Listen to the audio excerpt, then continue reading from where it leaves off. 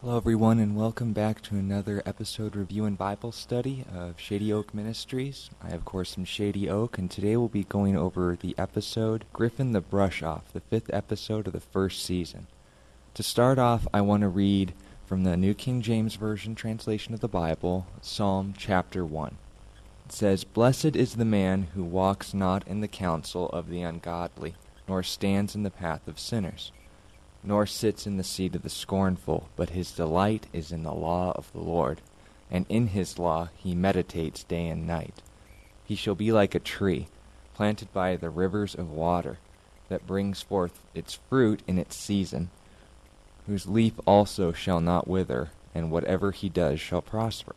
The ungodly are not so, but are like chaff, which the wind drives away. Therefore the ungodly shall not stand in the judgment, nor sinners in the congregation of the righteous. For the Lord knows the way of the righteous, but the way of the ungodly shall perish." So, to start off this episode review in going over not only the theme that I feel was really emphasized well in the first book of Psalms, which were a collection of praise and worship music that was written not only by David, but by several other significant historical figures as well. There is a really keen and I think almost intentional parallel in biblical ideals between the two influences that Rainbow Dash had in her life, likewise compared to the two types of people that were talked about in this first psalm, the people who were ungodly and the people who meditated, made a constant, not like floating 3 feet off the ground for a certain number of hours, chanting over and over Bible verses, but I mean just something that they think about and consider and make a part of their lives regularly. Well, their delight was in the law of the Lord. The things that God said were good were as much a part of them, like a sword and a shield were as part of a Spartan's body, if those of you who've seen the movie 300.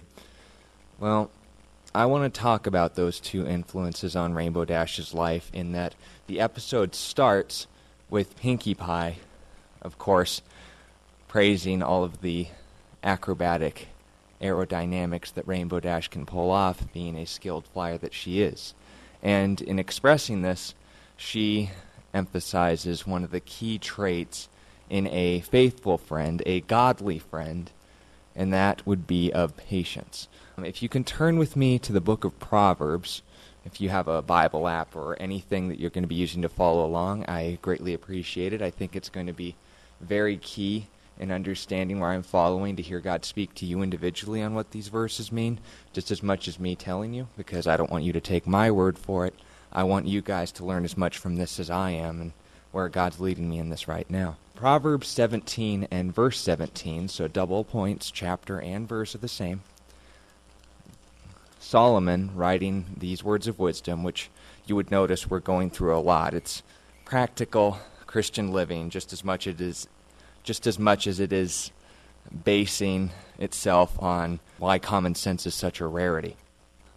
Proverbs 17, verse 17 says, "A friend loves at all times, and a brother is born for adversity." So Solomon noting what a real friend looks like, which is something that I'm sure we could all use some little grandfather's wisdom and insight on. In how we pick our friends, we need to recognize the key aspect in any relationship is patience. Patience. Patience in that, just like Solomon was noting, that a friend loves at all times, and for those of you who are still confused by that, we've gone over in previous studies, especially in the element of magic, that there are 4 different kinds of love used in the Bible. And the one that we're talking about here is phileo, meaning a mutual relationship. In the Greek, it just means brotherly mutual respect. There's, of course, 4 kinds. Eros, meaning attraction, a physical admiration of something or someone. Storge, which is just showing affection, doing nice things for people. Phileo, which, of course, is the mutual respect between friends. And then agape, which is God's form of love. And in 1 Corinthians 13, verses 4 through 8, you would notice that love is described in the most keen details that even make it seem impossible for us as human beings to be able to perform. I myself, I go through that list and I replace my name with love. I don't get much past the first verse, but Solomon's saying the first verse in 1 Corinthians 13, 4 through 8, that fourth verse, the thing that starts love before anything else, is key in having a relationship with people, in that if you've turned there on your own time, congratulations, you win. I don't have any internet cookies to give you, but just good job. Love suffers long and is kind. I can suffer long. I can be patient with people, but I'm rarely kind in the process, as is true for most of us. But Solomon is saying that a real friend is someone who, by nature, is loving at all times. They are long-suffering. Did you see how that parallels? Well, Pinkie Pie, in this episode, definitely went through some grief when it came to interacting with Rainbow Dash. At first it started with, look out for that mountain, but no, I'm in the middle of something, and Pinkie kept wanting to pursue Rainbow Dash's benefit, which is, I think, at its core, the definition of loving someone, seeking their benefit even at the cost of your own. That was what made Pinkie Pie a positive influence on Rainbow Dash's life, is that she was patient with her despite Rainbow Dash's constant pushing her away. I mean, the first time Pinkie brought that thing up to Rainbow Dash and said, Rainbow Dash, no, but I need to tell you something. And Rainbow Dash said, I'm in the middle of something. Pinkie said, fine, enjoy the impact. What? Bang. No, she kept pursuing her until the very last second, and then let her character speak for itself beyond that point. Now, and just like even further on after that, when Rainbow Dash was running what seemed like for her life, and Pinkie always manages to catch up with her. Likewise, Rainbow Dash wanted to get away, but Pinkie was willing to suffer through her antics and her constant pushing her away for the sake of the fun that they knew they would have together for what she had in mind.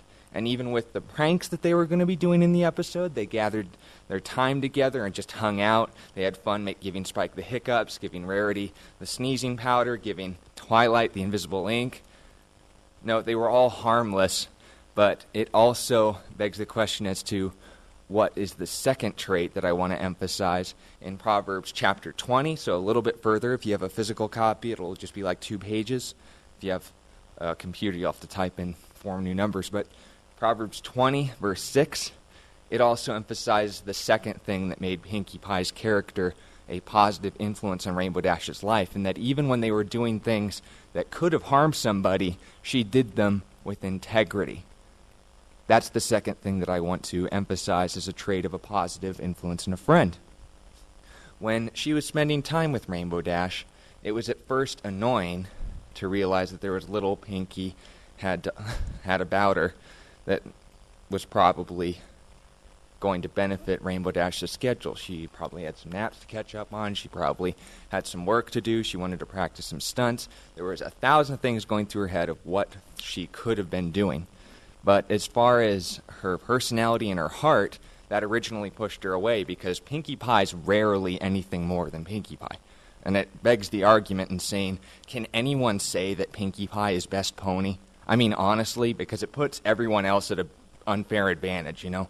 Pinkie Pie can do unicorn skills without magic. She can go faster than Rainbow Dash, proven in this episode, if she wants to. She can be more communicative with animals than Fluttershy. She basically can do everything the other ponies can when she's called to it, and even goes as far as bending reality and breaking the fourth wall in the show. She's capable of so much, and everyone just says, like in the episode where Trixie made her come back in Magic Duel, how could that pony play 10 instruments? That's not magic, that's just Pinkie Pie. She could never be best pony, because then she'd always be best pony. But with that integrity in mind, the word integrity, as I've mentioned before, comes from the word integer, which is a whole number. You get the complete picture. And that pushed Rainbow Dash away originally. But then with that also in mind, it was when Pinkie's character showed that she was entirely seeking Rainbow Dash's benefit, that's what made Rainbow Dash want to say, you want to hang out? Because she knew that there would be, finding a better word for it, there would be no half guesses as far as Pinkie Pie's real motives. She was just there to have fun with her, right? Well, even with that in mind, all of the pranks were not inconsistent with that nature either.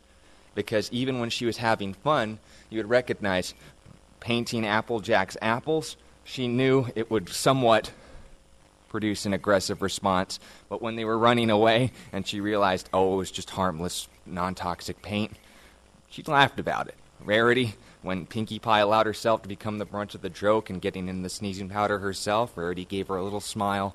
When Twilight's potion exploded behind her because she couldn't read her notes on the matter, it didn't hurt anybody. Likewise, she made sure that her prank did not harm Spike when she gave him the hiccups. Likewise, she would even go as far as not pranking someone at all for the sake of seeing them hurt, right? Pinkie Pie would not compromise someone else's feelings for her own gain.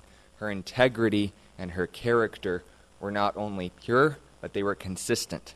Just like she wanted to have fun with Rainbow Dash, and it went as far as that, likewise, she wanted to have fun, but wouldn't hurt anyone in the process. She wanted everyone to have fun. Now, with these two things in mind as a basis, note, there's plenty of other things that qualify a friend in all of our lives. Otherwise, I'm pretty sure Rainbow Dash would have never have met Gilda. They had a mutual respect for each other. They were both good flyers. But the influence that Pinkie Pie had in her life goes back to what we were talking about in Psalm 1, in that her consistency of her integrity and the patience that she expressed in loving at all times, pure wisdom, was just like what was being talked about in comparison to a tree growing by a stream.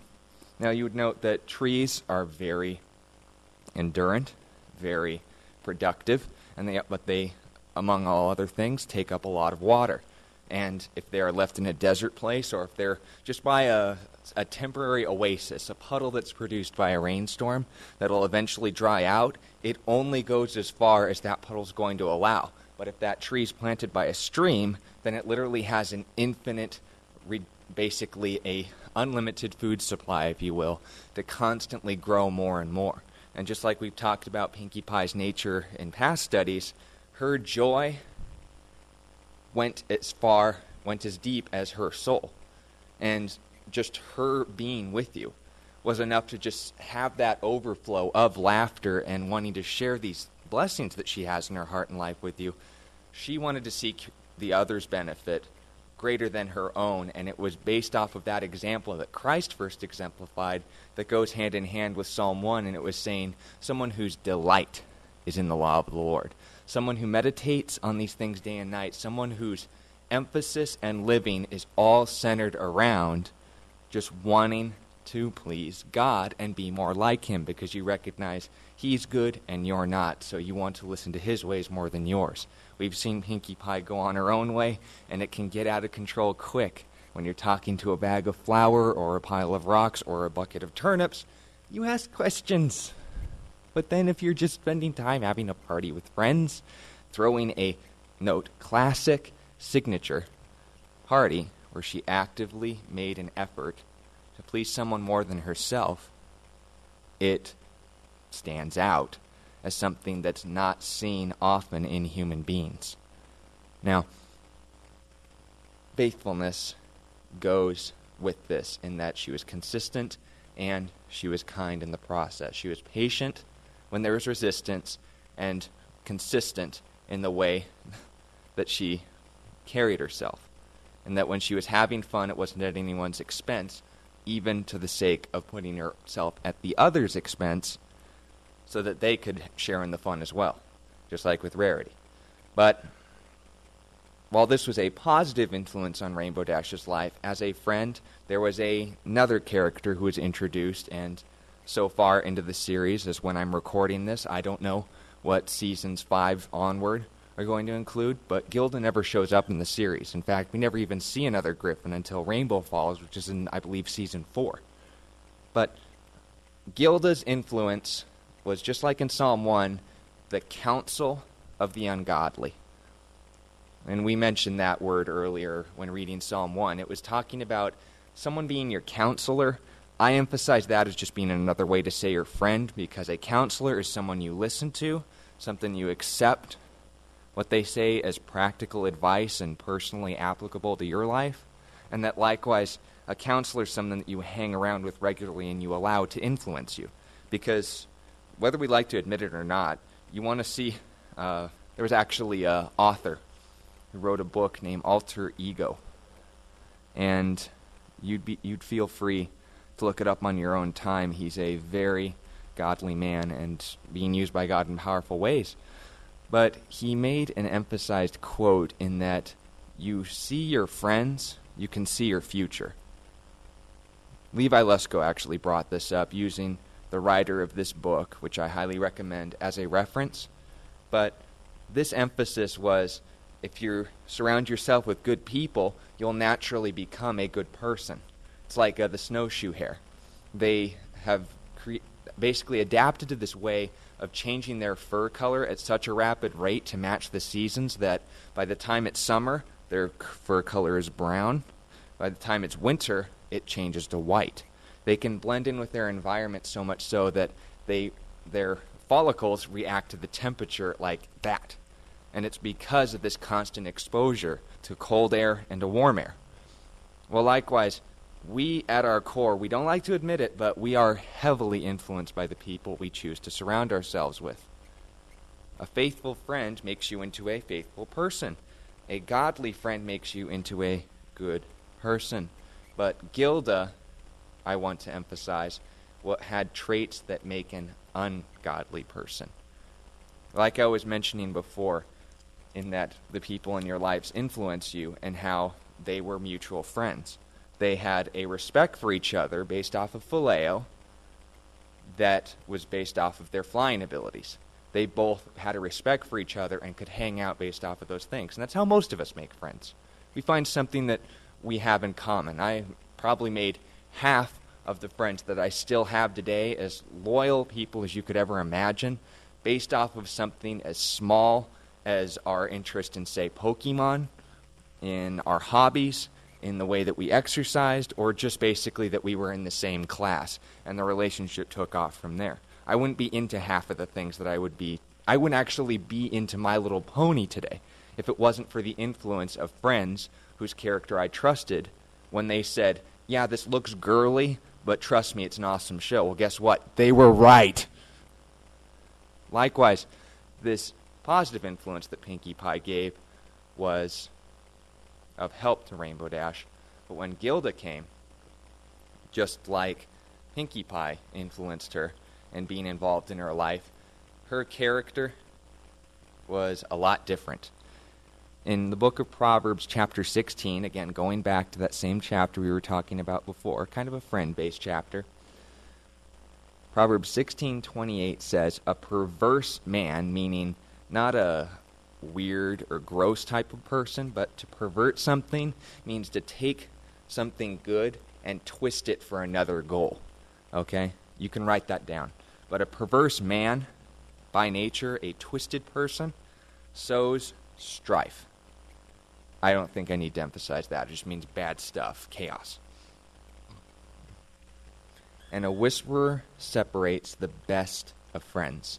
Someone who's gossiping, someone who's sneaking words, someone who won't say anything to anyone's faces, but is willing to just throw monkey wrenches here and there. Actually, Proverbs chapter 6, verse 16 says, of the 7 things that God hates, one of them is someone who sows dissension among friends.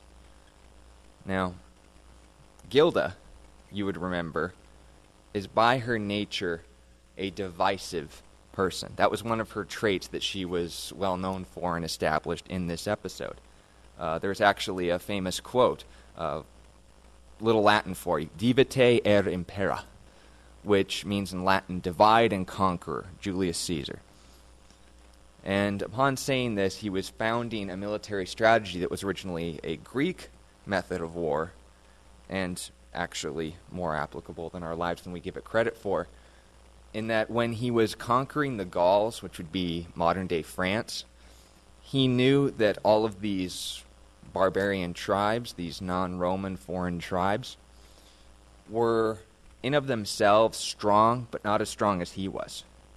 And if he could isolate them, he would be able to overcome them one by one. But then if these barbarian tribes were to unite against a common enemy, where they were a little weaker than him, altogether they would be a lot stronger than him. So the goal was to keep people apart so that you would be able to control them. Divide and control, right? Well, Gilda, by her nature, made this how she established relationships. Because you would remember in the episode when Pinky offered to even share her time and friendship with Gilda when she first met her. Remember, her response wasn't "ew," it was "ooh, lion and eagle, that looks pretty cool, I agree."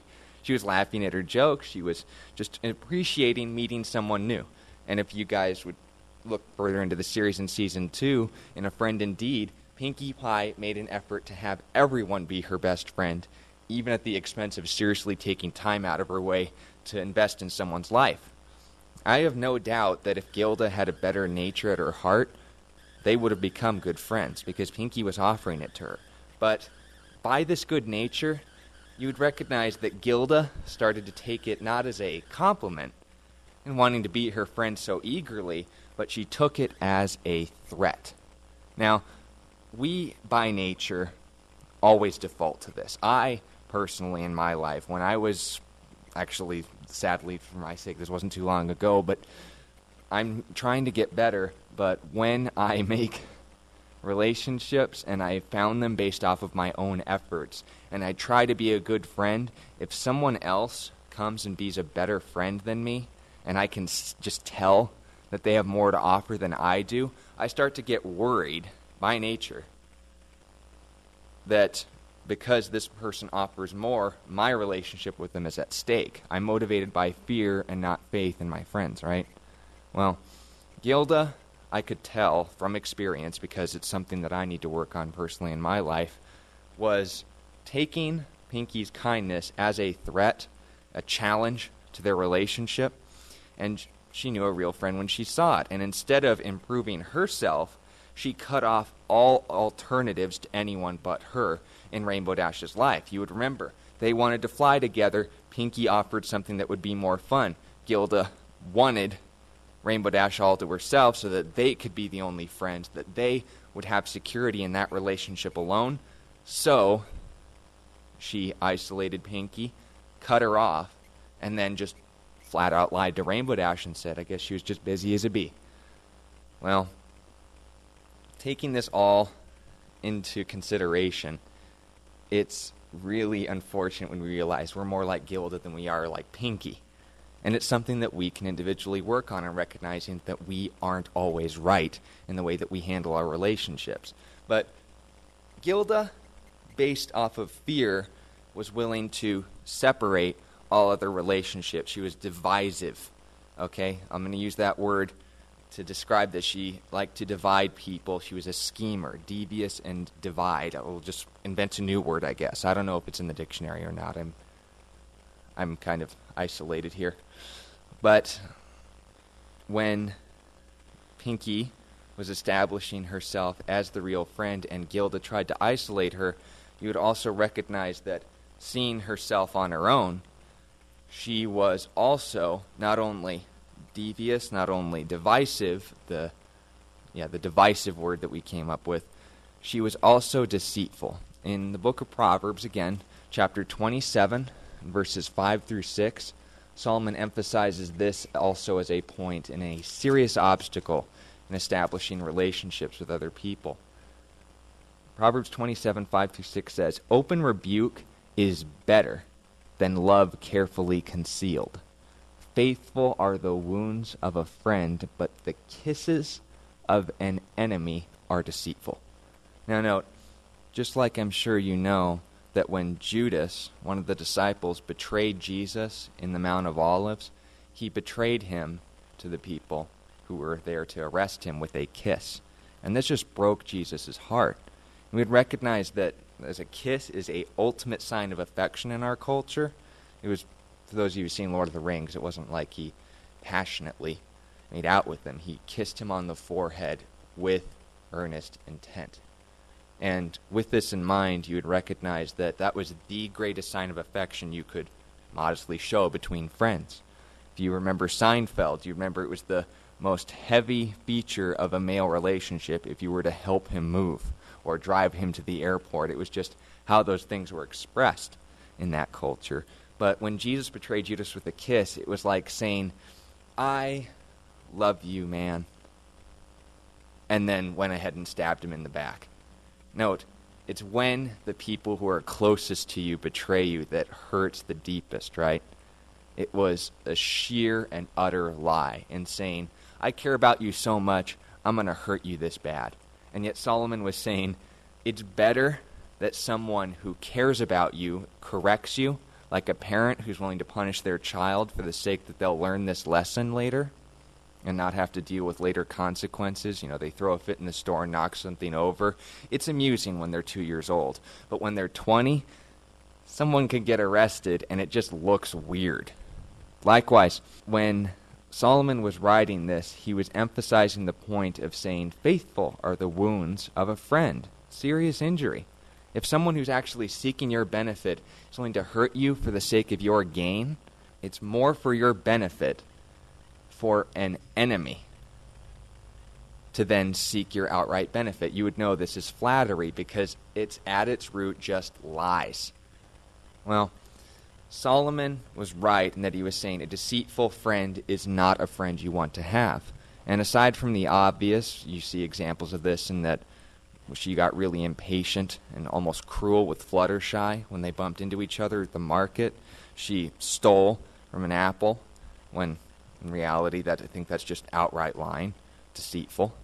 And pranks that were seeking the harm of others and giving Granny Smith a heart attack. All of this proves that Gilda's nature was always to put on a smiley face mask whenever Rainbow Dash called her out on it.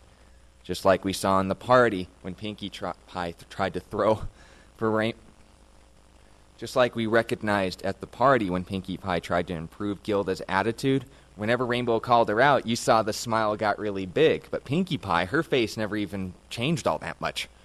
Sure, it was kind of on reflex to just smile bigger when being noted out in the crowd. But Pinkie Pie had nothing to hide. Gilda had everything to hide. Her bitter personality and selfish nature she knew that her bitter personality and selfish nature were something that would make her an enemy to Rainbow Dash, just like she made Pinkie into an enemy herself. And we look at the results of all of this. In the book of Matthew, chapter 5, verses 43 through 47, Jesus, giving a sermon on a mountain, specifically calling out to his disciples and those that were actually there to hear him the most and would be most actively used by him at this time, he was emphasizing to them in what godly living really looks like. And that by his example, he said, you have heard that it was said, referring to the law, you shall love your neighbor and hate your enemy, something I think we all understand by nature.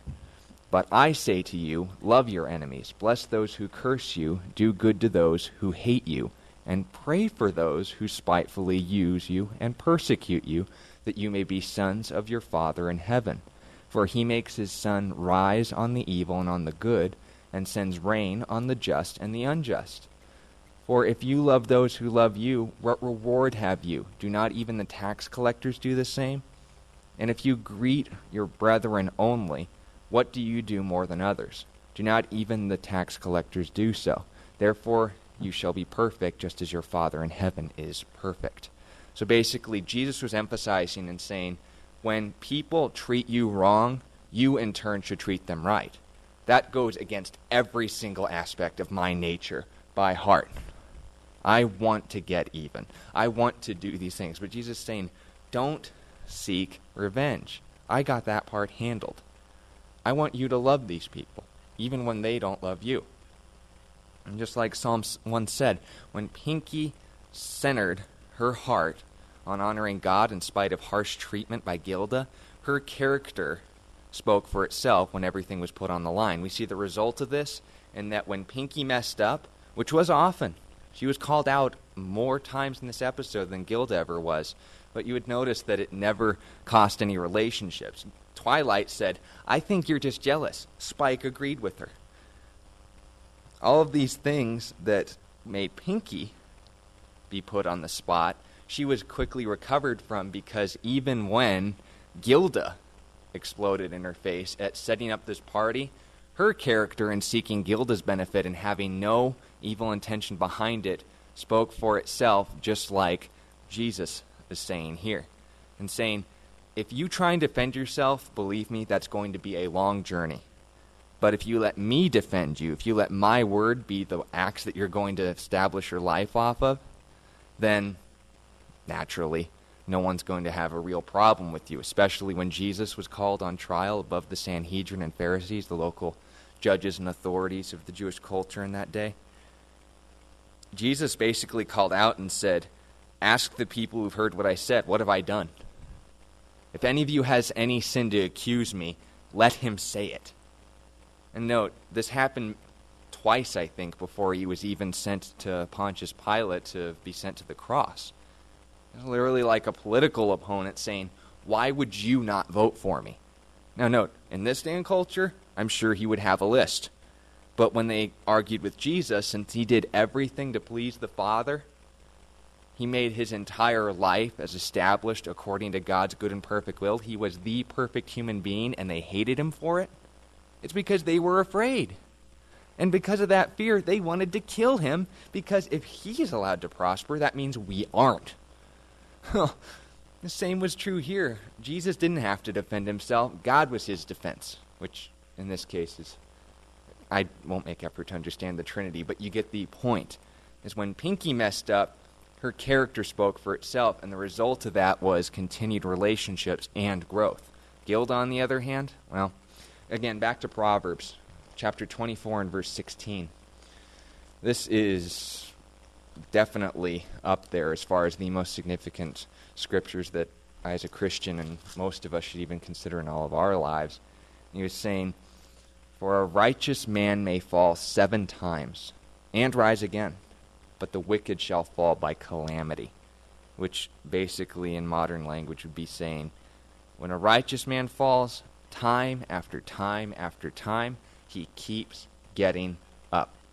A good man, a righteous man, someone whose character at their heart is set right with God. That's righteous, right with God.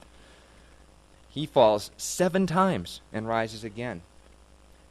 But the wicked shall fall by calamity, meaning when they fall once, it's chaos. It's like Jenga. There's just no recovering it at that point. Well, Pinky was called out for her mistakes a lot. Jealousy, poor judgment, and throwing the party for Gilda, accusations of trying to sabotage Gilda's friendship. She was called on that, but her character restored her almost immediately. And note, I as a Christian, I'm not a perfect human being. I'm not a perfect Pony OC either. You would notice that I make a lot of mistakes in my life, but because I have a relationship with Jesus, I know that he paid for all of it and that I have safety in him. Likewise, when Gilda messed up once. Note, Pinkie Pie messed up a lot, but everyone had her character to establish, and just saying, well, I can kind of see where you're coming from now. Or, well, I know you did that, but I forgive you. Or all of these things. I can see why that would work. Well, when Gilda messed up once, she allowed herself, Pinkie Pie, I can name 4 times in the episode. Solomon's even going as far as saying, if Pinkie fell 7 times, 7 is the number of completion, perfection, totality, holiness, as we remembered in the study on magic.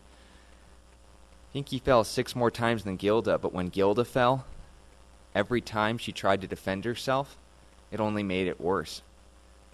No one was there to help her. She treated everyone like dirt.